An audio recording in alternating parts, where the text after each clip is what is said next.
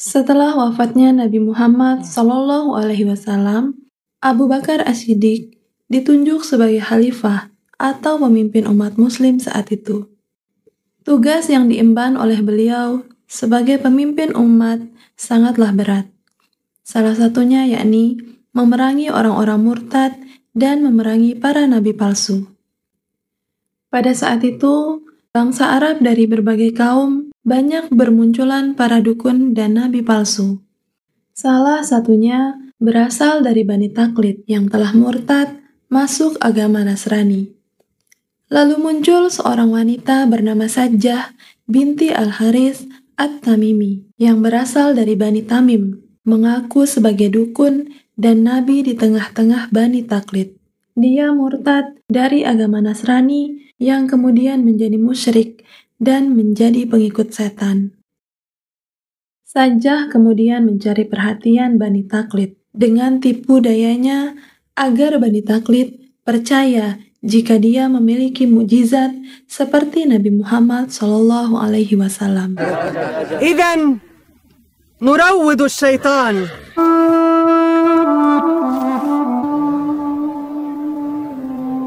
Di sisi lain, utusan dari kaum Ghatafan dan Zubiyan mendatangi orang-orang yang mengaku nabi dari Bani Asad. Mereka lalu meminta agar semua untuk menolak sholat dan zakat, serta memerangi kaum muslim. فلا والله ما زدت على سجع الكهن لكن مالي ولهذا قد علمت ما صنع بنا أبو بكر في ذي القصة. Kembali ke perkampungan Bani Taklid. Dengan tipu dayanya, Sajjah lalu memperlihatkan kepada penduduk kalau dia bisa mengobati orang-orang yang kerasukan setan. Orang itu pun sembuh, karena memang yang diobati itu adalah suruhan Sajjah sendiri. Melihat kejadian itu, pemuka Bani Taklid bernama Huzail bin Imran membantah. Itu adalah sebuah lelucon. Kekeringan terus melanda Bani Taklid dan Bani Rabi'ah.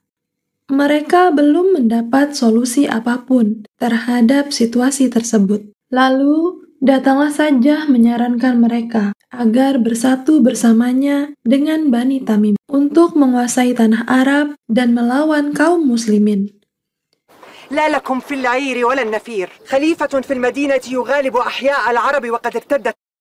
Setelah itu, Sajjah pun menjadi pemimpin perempuan bagi Bani Taklid dan Bani Rabi'ah. Khalifah Abu Bakar lalu memerintahkan Khalid bin Walid sebagai panglima untuk memerangi orang-orang tersebut yang bersekutu dan murtad menolak sholat dan zakat. Beberapa saat kemudian, perang itu pun kemudian pecah.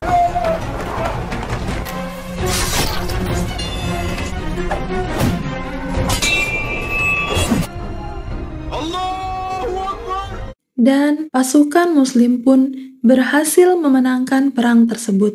Kemudian Khalid bin Walid menangkap Unayyah bin His, pemimpin pasukan murtad.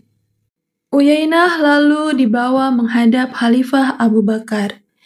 Di depan Abu Bakar dan para sahabat, Uyainah lalu bertobat dan berjanji kembali kepada hukum-hukum Islam. Kisah beralih ke negeri Tamin. Sajjah mengirim utusannya untuk meminta Malik bin Umairah, pemimpin Bani Yarbu dan Bani Tamim, bertemu dengannya. Bersama istrinya bernama Laila, Malik lalu menemui Sajjah. Sajjah mengakui dirinya adalah seorang nabi.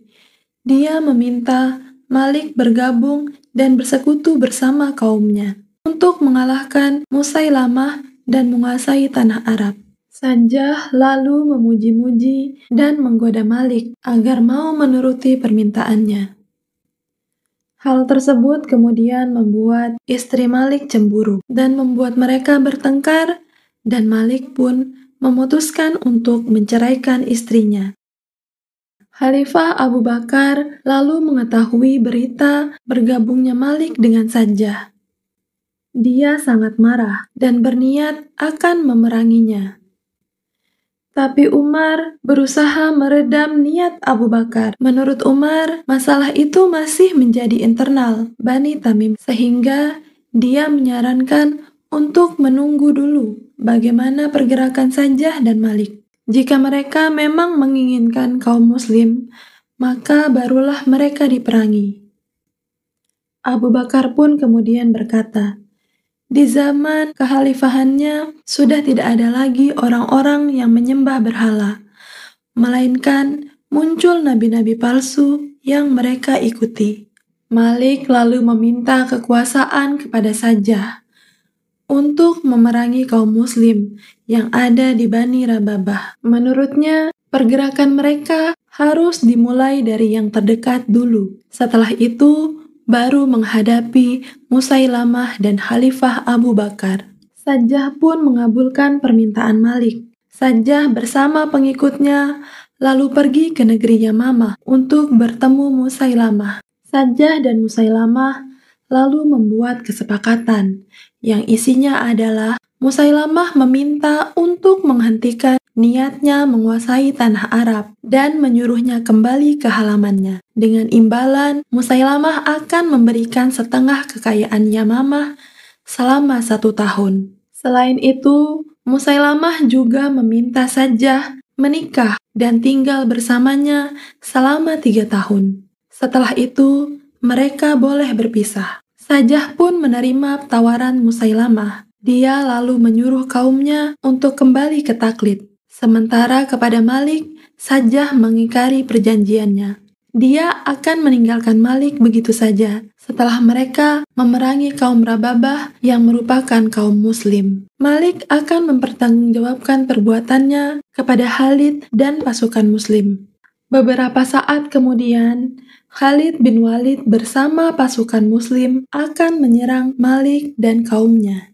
Sebelum menyerang, Abdullah bin Suhail memberi isyarat azan terlebih dahulu kepada Malik dan kaumnya. Tapi tak ada balasan azan terdengar dari mereka. Sementara Malik berpendapat akan memilih kiri dan memberikan harta kepada Khalid dan pasukannya. Pasukan muslim lalu menawan Malik dan kaumnya. Khalid kemudian menginterogasi Malik, tapi Malik dengan sombong tidak membenarkan tentang sholat dan zakat, serta meremehkan Rasulullah SAW. Melihat jawaban Malik seperti itu, Khalid kemudian menghukum mati Malik, melihat kesalahannya juga yang telah membunuh kaum muslim Rababah. Setelah itu, Abu Qatadah kemudian melaporkan tindakan Khalid kepada Khalifah Abu Bakar yang telah memutuskan sendiri membunuh Malik lalu menikahi istrinya. Khalifah lalu menanyakan, apakah Khalid menikahi istri Malik tersebut setelah masa iddahnya selesai? Abu Qatadah menjawab, ya Khalifah.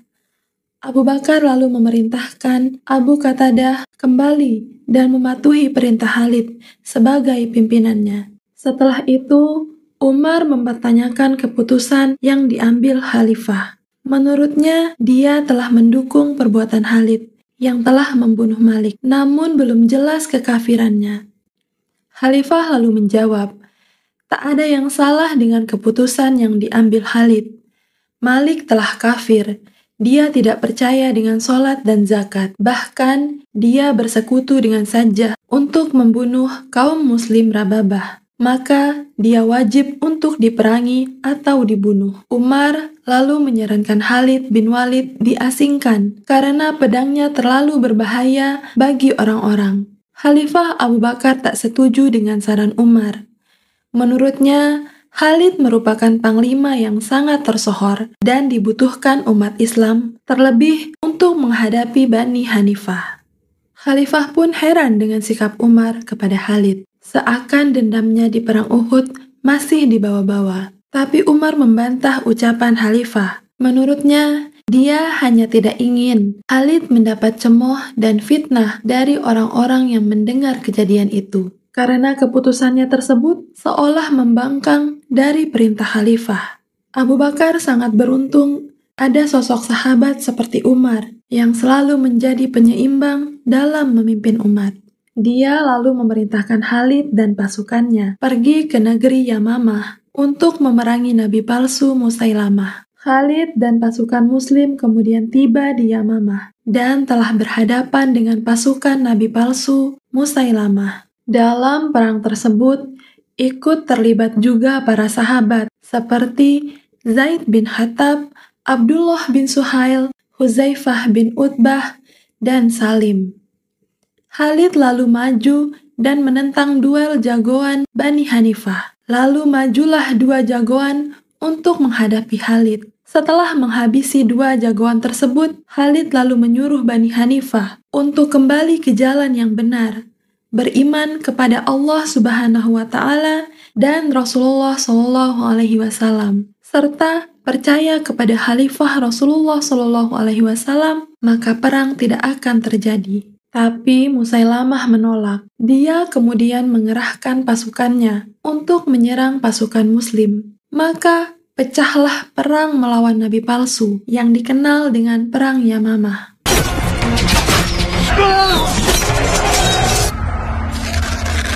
Pada perang ini, pasukan Muslim hampir saja mengalami kekalahan setelah beberapa sahabat mati syahid di medan perang.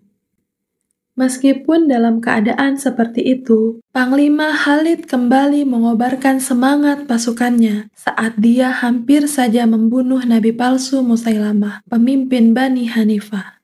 Melihat semangat juang dan tekanan dari pasukan Muslim, serta ancaman dari Khalid bin Walid, Musailamah berteriak dan memerintahkan pasukannya untuk mundur ke dalam benteng pertahanan. Setelah berakhirnya Perang Yamamah, Khalid bin Walid lalu melihat jasad para sahabat yang telah syahid di medan perang. Lalu ia memerintahkan pasukan Muslim untuk menguburkan para sahabat dengan baik.